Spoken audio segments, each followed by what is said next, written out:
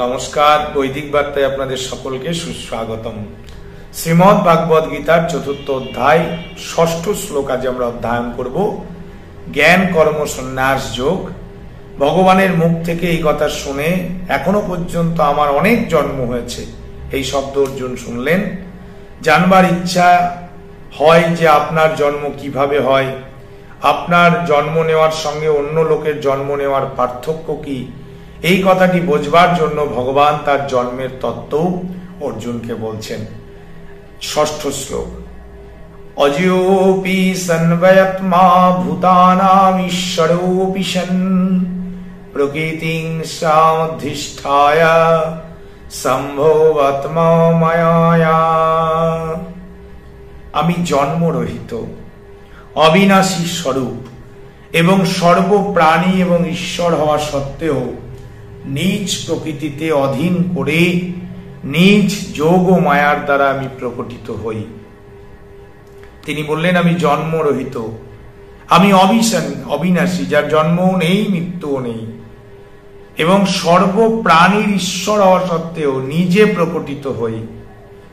যদিও আমি জন্মরহিত এবং অবিনাশী, প্রকৃতপক্ষে আমার কখনো জন্ম বা বিনাশ হয় না। তা সত্ত্বেও আমি সাধারণ মানুষের মতোই জন্ম নিই এবং বিনাশ প্রাপ্ত হই বলে প্রতীয়মান হয়। অভিপ্রায় হলো যে আমার অবতার তত্ত্ব যারা বোঝে না, সেই সব ব্যক্তি যখন আমি মৎস্য, কূর্ম, বরাহ, মানুষ ইত্যাদি রূপে প্রকটিত হই, তখন তারা মনে করে আমার জন্ম হয়েছে। আবার আমি যখন অন্তর্ধান করি, তখন তারা মনে করে আমার বিনাশ প্রাপ্তি হয়েছে। আমি যখন সেই রূপে দিব্য লীলা করি, তখন তারা আমাকে তাদের মতো সাধারণ মানুষ বলে মনে করে, আমায় তিরস্কার করে। যেসব বেচারীরা বুঝতে পারে না যে ইনিই সর্বশক্তিমান সর্বেশ্বর, নিত্য শুদ্ধ বুদ্ধ মুক্ত স্বভাব সাক্ষাৎ পূর্ণ ব্রহ্ম পরমাত্মা এবং জগতের কল্যাণকামী নিমিত্ত এই রূপে প্রকটিত হয়ে লীলা করছেন, কারণ আমি সেই সময় যোগমায়ার অন্তরালে লুকিয়ে থাকি। স্বাভাবিক, আমরা বুঝতে পারি না স্বর্গের ভগবান এই পৃথিবীতে এসেছেন, আমরা তাকে জানবারও চেষ্টা করিনি, বুঝবারও চেষ্টা করিনি। তাই তো সেই ভগবান যুগে যুগে জানান দিয়েছেন, আমি শয়তান রূপে প্রচার হব, ভগবান বনে চলে যাব। আজকে সমাজের দিকে তাকিয়ে জাগতিক সনাতন ধর্মের পৃষ্ঠপোষকতায় আমরা বিভিন্ন মঠ, মিশন, সম্প্রদায় বা গোষ্ঠীর তাদের আমরা দেখতে পারি, আমরা তাদের কত লাঞ্ছনা, গঞ্চনা, তিরস্কার করে থাকি। কিন্তু তিনিই সচ্চিদানন্দ ভগবান, তিনি ভগবান রূপে প্রকট হচ্ছেন। ভগবান নিজে বলছেন যে আমি এগুলোকে প্রচ্ছন্ন রাখি, আমাকে অবতীর্ণ হতে হয়, আমি মানুষের রূপ ধারণ করে জন্মগ্রহণ করি, কিন্তু সৃষ্টি তত্ত্বে আবার আমাকে বিনাশ প্রাপ্ত হতে হয়। কিন্তু সবাই ধরে নেয় আমি হয়তো শেষ হয়ে গেলাম। সৃষ্টি তত্ত্ব তা নয়। আমি শুধু এই রূপকে পরিবর্তন করলাম, আমি এই স্বরূপকে ত্যাগ করলাম। জীব যেমন প্রকৃতির বশীভূত হয়ে নিজ নিজ কর্মানুসারে উচ্চ নিজ জনিতে জন্মগ্রহণ করে সুখ দুঃখ ভোগ করে, আমার জন্ম সেই রূপ নয়।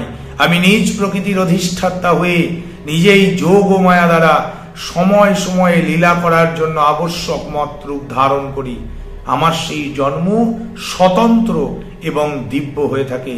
জীবেদের মতো আমি কর্মে পরাধীন নই। সাধারণ জীবের জন্ম এবং মৃত্যু তাদের কর্ম অনুসারে হয়, অর্থাৎ ইচ্ছানুসারী। তাদের মাতৃগর্ভ থেকে কষ্ট ভোগ করতে হয়।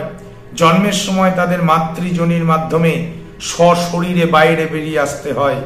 তারপর ক্রমশ বৃদ্ধিপ্রাপ্ত হয়ে শরীর নাশ হলে মৃত্যু লাভ হয় এবং পুনরায় কর্মানুসারে দ্বিতীয় জনিতে জন্মগ্রহণ করতে হয়। কিন্তু ভগবান, তিনি প্রকটিত হওয়া ও অন্তর্ধান করা এর থেকে অত্যন্ত বিশিষ্টতাপূর্ণ হয় এবং তা তার ইচ্ছার উপরেই নির্ভর করে। ইনি যখন চাইবেন, তখন সেই যেখানেই চাইবেন, যে রূপে প্রকটিত হতে চান তার অন্তর্ধানও তিনি করতে পারেন।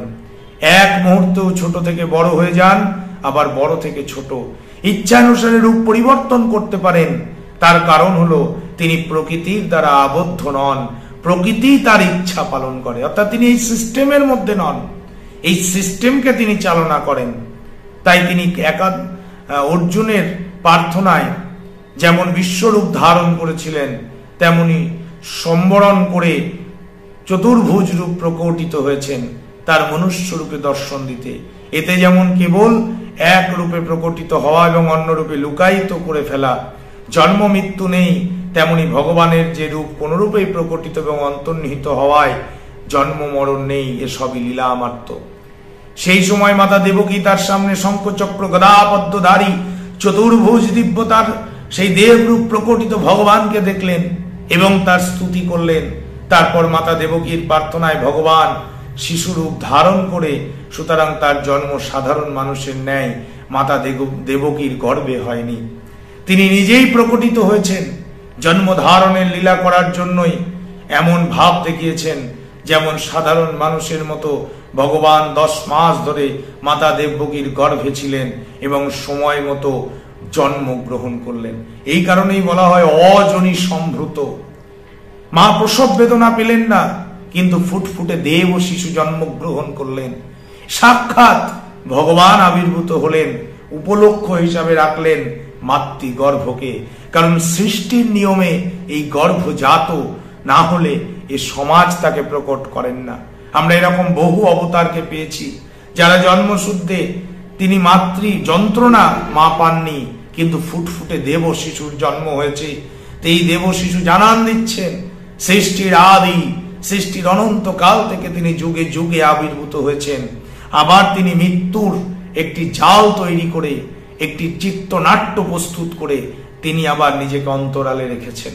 এরকম বহু নিদর্শন রয়েছে। তাই পরম সৃষ্টিকে সেই কথা ভগবান কুরুক্ষেত্রের মাটিতে দাঁড়িয়ে বলছেন, এই সৃষ্টি তত্ত্ব। আজ এটুকুই। সকলে ভালো থাকুন, সুস্থ থাকুন। হরে কৃষ্ণ। ওম তৎসৎ। ধন্যবাদ।